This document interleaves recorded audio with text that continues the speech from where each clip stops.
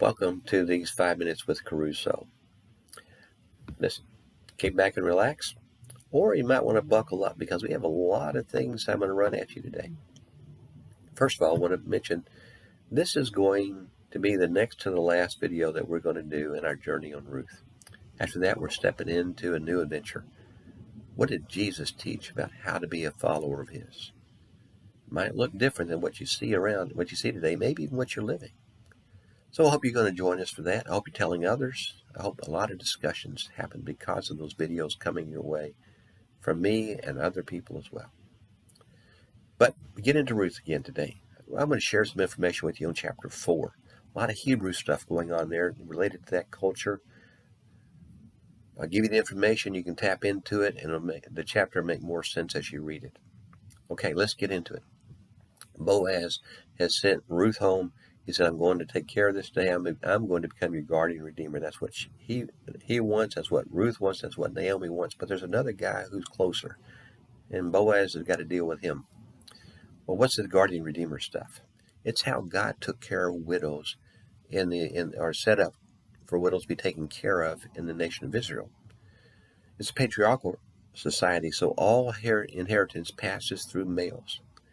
And Naomi and Ruth can lose their inheritance because she's a widow, and Ruth's a widow. And ultimately, when they die, everything's going to go to some male in that culture and not stay in their family. Or when Naomi dies, and Ruth is really going to be destitute. What God set up is this: is the nearest male relative of a widow who has no son will marry that woman, have sexual relations, provide for her a son, so that her inheritance stays with her. She doesn't become destitute. That's what Boaz is going to step up and become. This other guy has chosen not to. He knows Ruth and Naomi are there, but for whatever reason, he's chosen not to.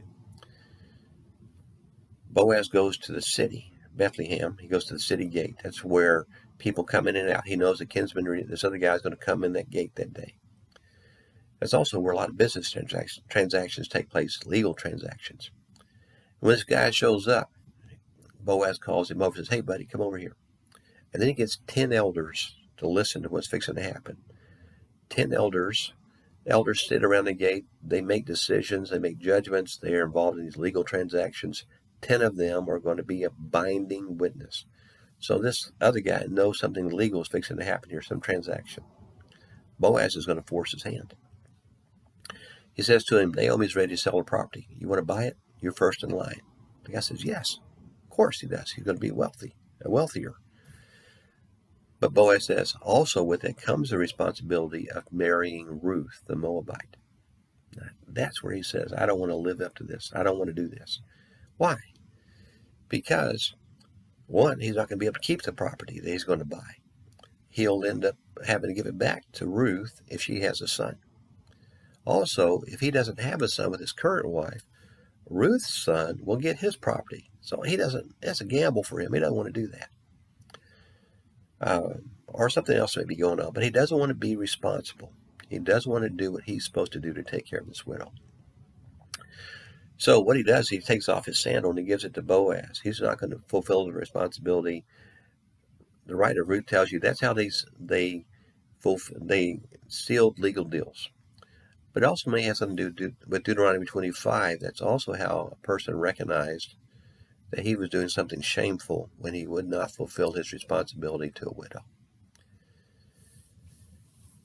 Boaz says, I'm going to step up. I'm going to be this guy. And everybody, these 10 guys says, we're witnesses of this. It's legally binding. The deal's done. Boaz and Ruth get married.